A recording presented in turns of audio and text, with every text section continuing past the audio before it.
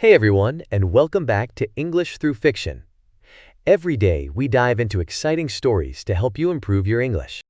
Today's episode continues our journey through Wander West, in Shadow. We're listening to Episode 2, The Huntsman's Home, and getting ready for another adventure in learning English through fiction. Today, we'll be using some interesting words in our story. Let's get acquainted with hesitate, cricket, scorch, utterly, camouflage, and consort. We'll explain each one shortly. Hesitate. H-E-S-I-T-A-T-E. Hesitate. Hesitate means to pause before doing something because you are not sure. You have doubt, or maybe you feel worried. It is a short delay when you cannot decide. Let's see how to use the word hesitate. First, he was about to speak. Then he hesitated, not knowing what to say. Second, when she saw the large dog, she hesitated and didn't go near it. Cricket. C-R-I-C-K-E-T. Cricket. Cricket is an insect that makes a chirping sound. Now let's see some examples. We heard crickets singing in the grass all night. The cricket hopped away when we opened the door. Scorch. S-C-O-R-C-H. Scorch. Scorch means to burn something on the surface, so it turns brown or black. Usually this happens with a hot object or fire.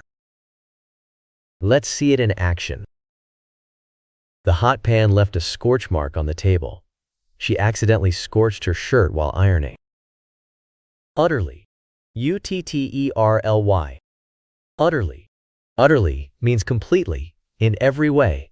There is no question or doubt. It's not almost, but 100%.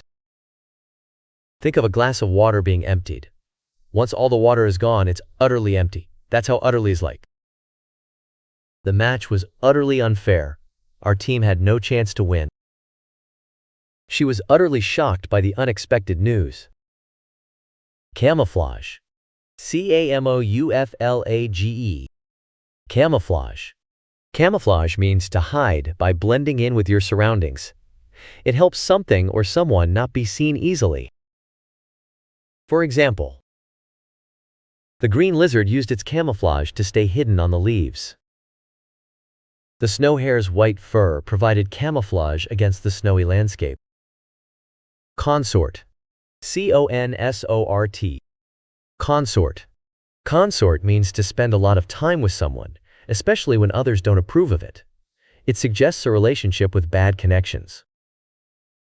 Here are two examples. The king's brother consorted with criminals and tried to steal his throne. The princess was warned not to consort with witches because they were dangerous. All right, you've learned all the new words. Get ready, because we're about to blast off into a world of adventure.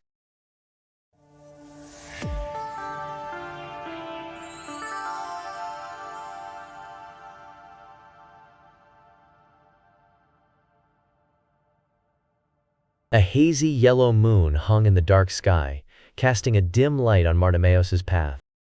He stood in a field of tall grass, sprinkled with small white flowers. They were called fairies' tears. These flowers drooped towards the ground. Their petals resembled tiny women in dresses, their faces hidden in their hands, as if weeping. A gentle breeze rustled through the field, making the grass ripple like waves, and the fairies' tears bob up and down. The wind carried the scent of burning wood and something else. A dull orange glow painted the distant sky. Ash drifted down, settling softly on Bartimaeus' hair. He tried to speak, but his lips felt sealed shut. Only bright blood bubbled out. His hands were pale and cold. A deep agony pulsed within him, quieted by numbness. It was like the faint sound of screams from far away. He stumbled through the tall grass, not feeling it brush against his skin. An unseen force made him go towards the distant fires. He needed to know what was burning.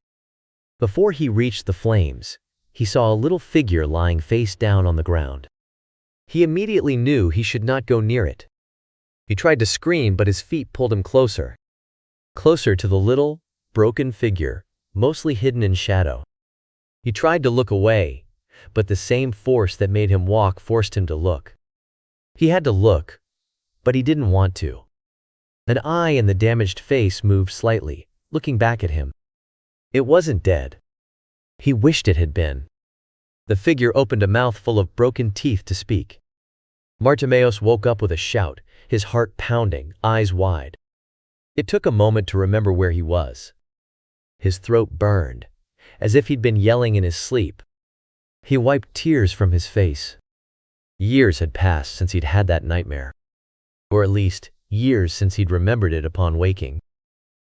Dark thoughts, he mumbled. Dark thoughts planted by yesterday's meeting with the demon. That was all. He pushed the dream away, wanting to forget it. The land of dreams could keep its visions, like it usually did. He stood up, stretching his stiff limbs and brushing leaves from his hair. His sleep had been restless, and the sun had barely risen. He wouldn't stay here a moment longer than necessary. He'd been in these woods too long. The demon had said less than 10 days' journey, but how much less? Bartimaeus walked quickly. Perhaps Silverfish was only a few days away. He hoped to find a real bed there. A bird sang joyfully from a nearby tree, greeting the sun. Other birds joined in, and Bartimaeus smiled. He recognized the first singer. "Ho, Flit!" he called, whistling a bird-like tune. A bright red cardinal flew from the leaves, its red feathers camouflaged amongst the autumn colors. It landed on Bartimaeus's open glove, tilting its head to look at him with a small black eye. "Did you enjoy yourself yesterday?" Bartimaeus asked. He nodded wisely, as his familiar recounted a story about a group of finches. Flit had found a bush full of bloodberries. The finches had tried to keep him from it, even though there was enough for everyone. Flit made it sound like an honorable battle against all the finches at once, which he had, of course, won. Perhaps he had. Flit, like many familiars who chose to serve a user of the art, was special. The art seemed to make them stronger, more than they would usually be. Flit was bigger, smarter, and had shinier feathers than a regular cardinal. He was very proud of this fact. Some familiars learned to speak human languages, but Flit had never managed it. Bartimaeus sometimes wondered if Flit could speak, but simply refused to do so out of pride. Familiars were meant to serve, but Flit seemed to consider their relationship more of a partnership. Bartimaeus paused, thinking. He could speak the bird tongue. At least, one of the bird tongues. One that Flit could understand. There were hundreds, maybe thousands of them. Some were similar to what he knew. Some were so different that he couldn't understand a single sound. He wasn't very good at it, but maybe someone was listening. He whistled sharply. "Have you seen anyone following us?" Flit puffed up his feathers, offended. Of course he hadn't. If he had, he would have said something. Bartimaeus tried to calm him down, offering a stale breadcrumb from his pocket. "It's okay. The demon told me someone was following me. It might have been a lie, but it's best if you stay close for a while." Flit gave a long, unhappy whistle. He usually flew high above Bartimaeus, scouting the land and reporting back anything unusual. He liked to think of himself as the leader. Being the rear guard wasn't nearly as exciting. But he agreed, flying from Bartimaeus's hand to a nearby branch, chirping grumpily as the wizard prepared to leave. Bartimaeus didn't have much to do. He grabbed his satchel and crossbow from a tree, slung them over his shoulder, and checked that they weren't tangled in his cloak. He loosened the red scarf around his neck. It was a cool autumn day, but walking would warm him up.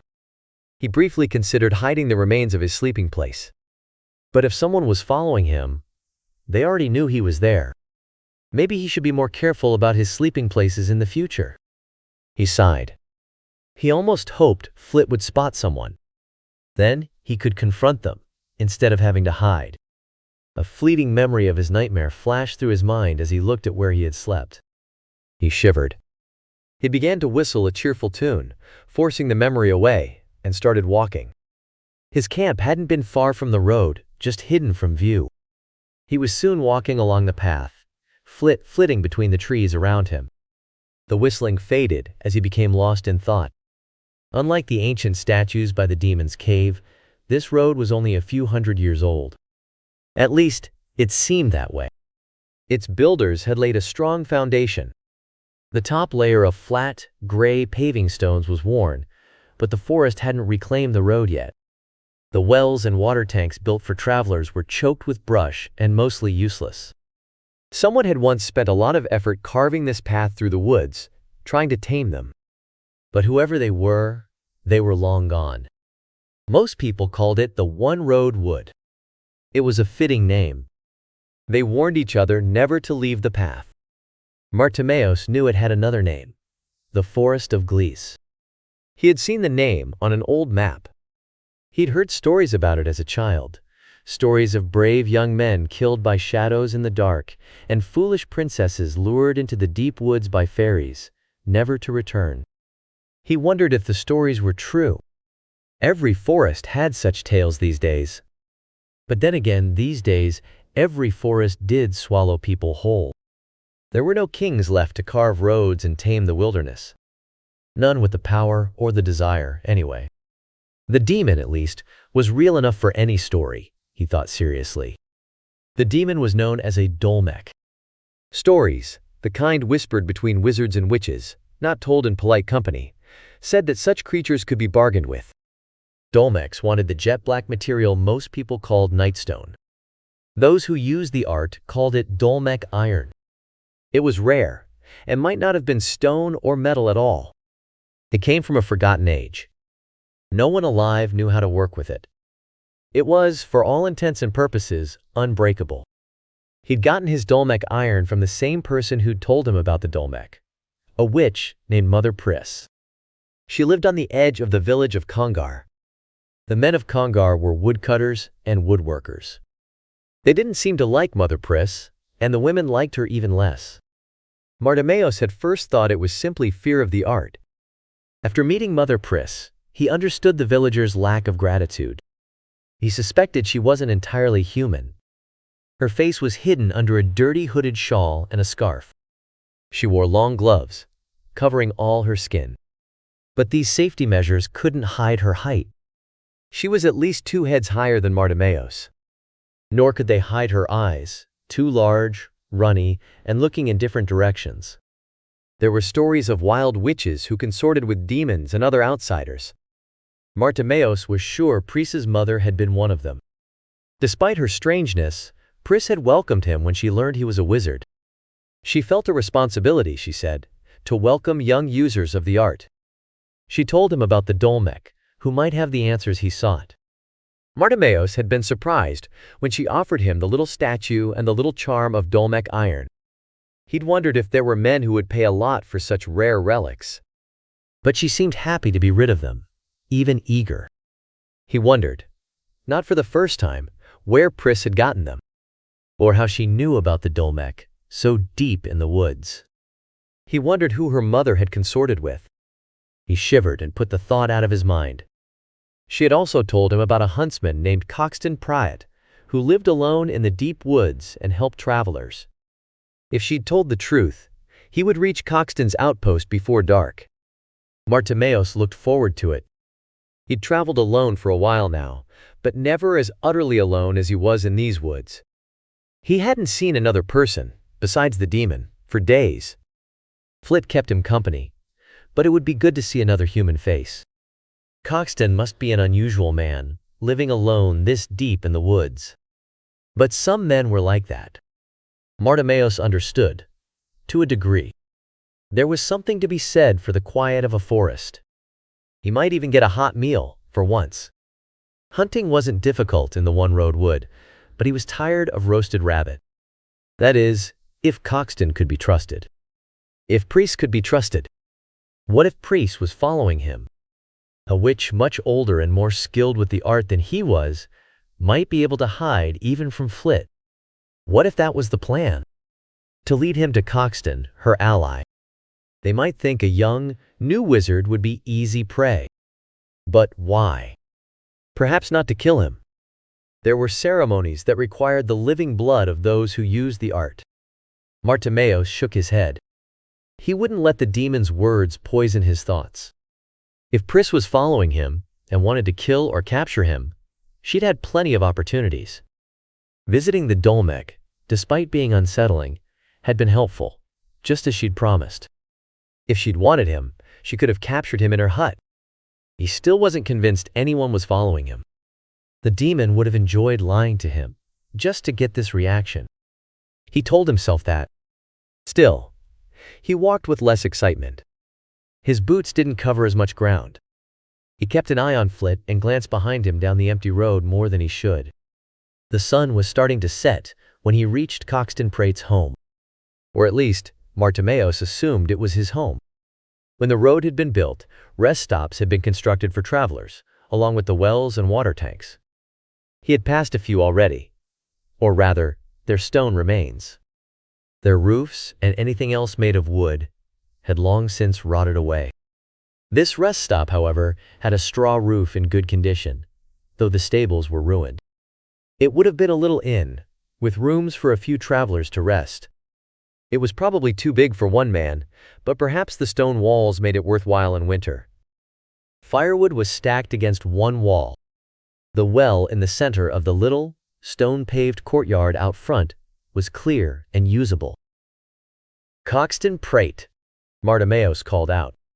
He glanced behind him, seeing Flit flitting between trees over the road, then cupped his hands around his mouth and shouted again.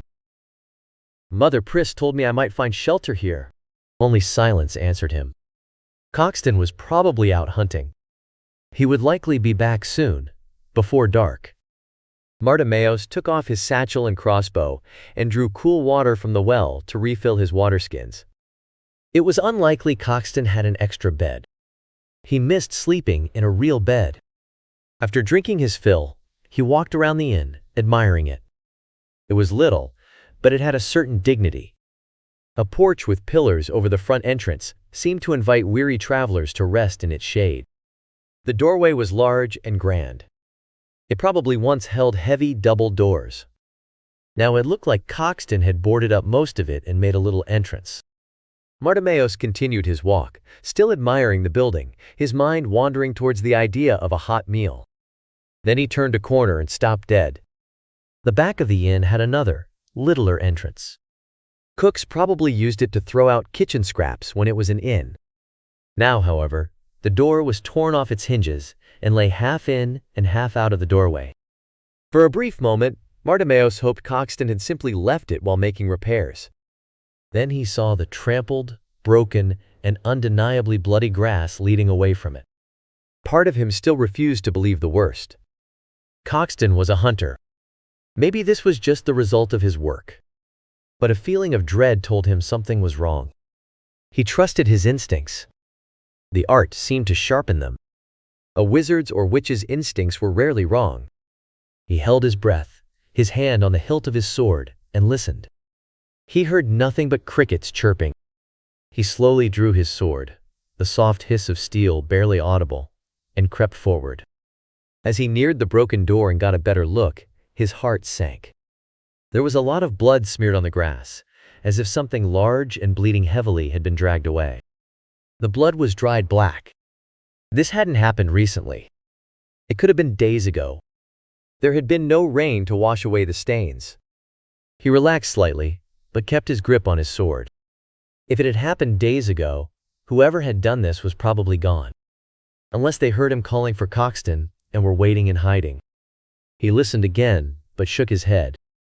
He wouldn't be able to hear someone hiding behind stone walls. He pressed himself against the wall, gathered his courage, and quickly peeked around the doorway. Then he swore. The inside of the inn was a mess. Blood splattered everywhere. The walls, the floor, the ceiling. In some places, it looked as if the floor had been painted red. This wasn't killing.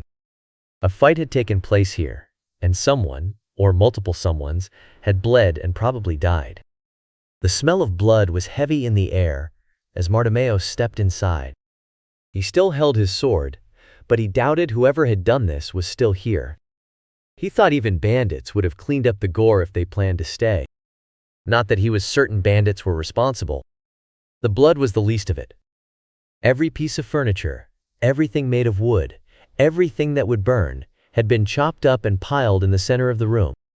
There were broken pieces of a table, several chairs, and books with their pages torn out. He even saw some wolf pelts thrown onto the pile. The sharp smell of smoke hung in the air. Part of the pile was charred black. He reached out with the art and sensed the dead trace of fire.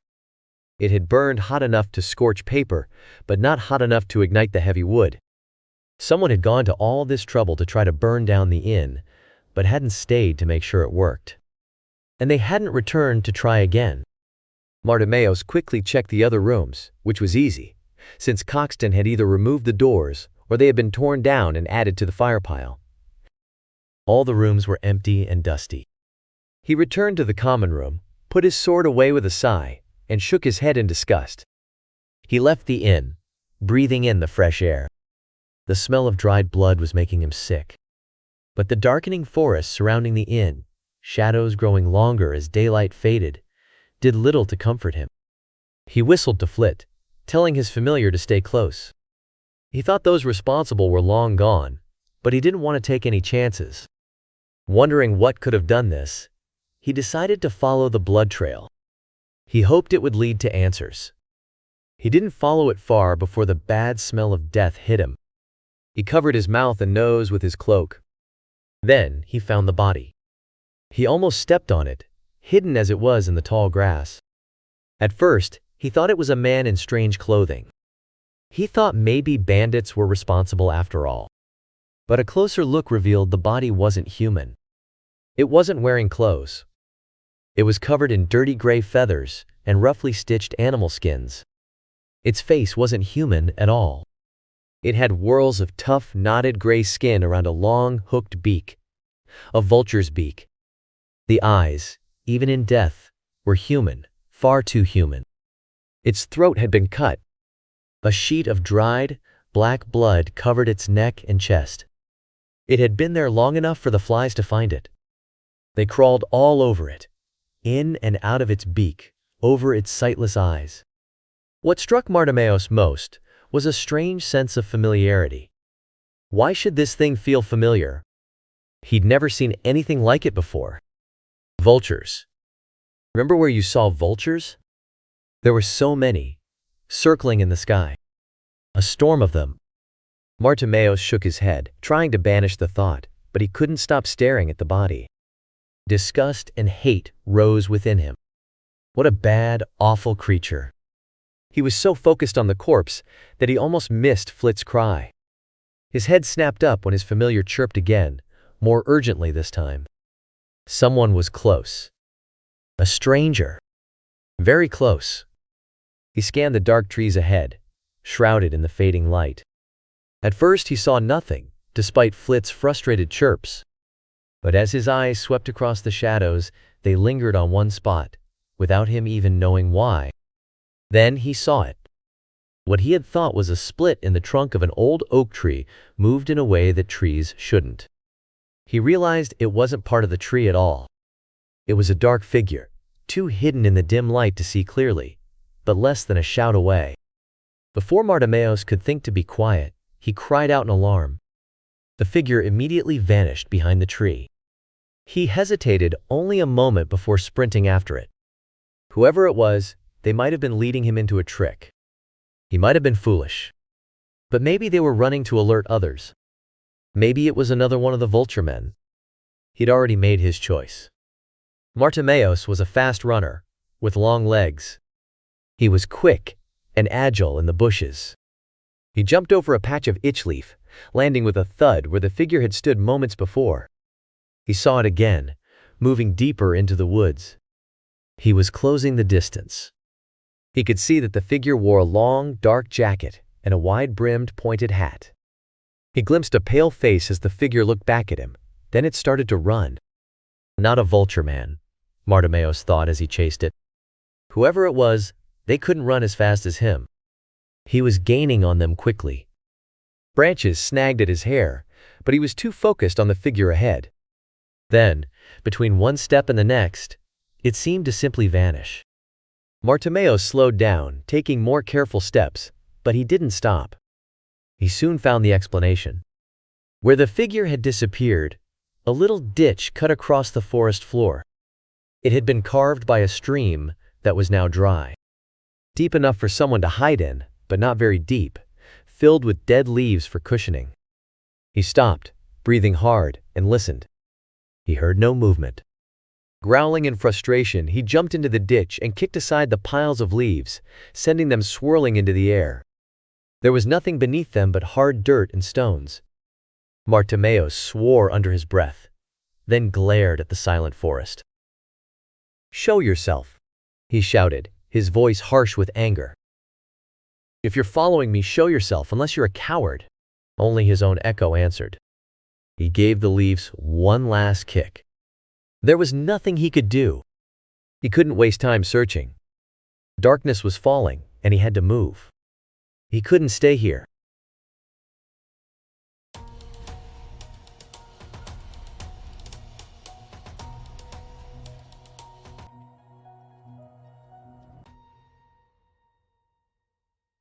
And that's all the story we have for you today. Some words from the story might be tricky, but they help paint a picture of the magical world. Let's look at a few. Fairies' tears are tiny white flowers that look like little women crying. They're in the field where Bartimaeus starts his journey. Bird tongue is like a secret language birds speak. Bartimaeus can understand it, at least a little bit, and he uses it to talk to his bird friend, Flit. The art is like magic, but special. Only some people can do it, and it makes things stronger. Flit the bird is stronger because he's connected to someone who uses the art. A dolmek is a kind of demon. It's a scary creature that wants a special, magical metal called dolmek iron. Bartimaeus met one. Itchleaf is a plant that makes your skin itchy if you touch it. Bartimaeus jumped over some while chasing a mysterious person through the woods. That's it for today's adventure in Wander West in Shadow. We hope you enjoyed learning English through this exciting story. Join us next time for another episode where we'll uncover even more. Goodbye for now, and see you in the next episode.